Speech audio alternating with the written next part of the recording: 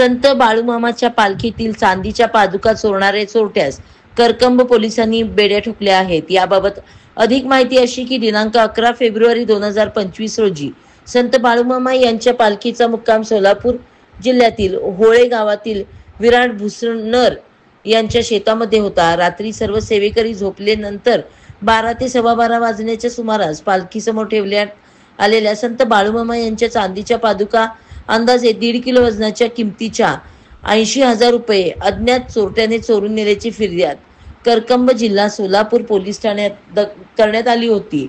या चोरीच्या घटनेबाबत संत बाळूमामा यांच्या भक्तांमधून तीव्र प्रतिक्रिया उमटत होत्या। तसेच सेवेकऱ्यांकडून या चोरीच्या तपासाबाबत पाठपुरावा केला जात होता। त्या अनुषंगाने तपास सुरू असताना गुप्त बातमीदाराकडून मिळालेल्या माहितीच्या आधारे बालाजी खेरा खरात वय वर्ष 29 राहणार खरातवाडी तालुका पंढरपूर जिल्हा सोलापूर यास ताब्यात घेऊन चौकशी केली असता त्याने चोरीची कबुली दिली असून त्याने पंढरपूर येथील सोनाराला विकलेल्या पादुका ताब्यात घेण्यात आल्या आहेत।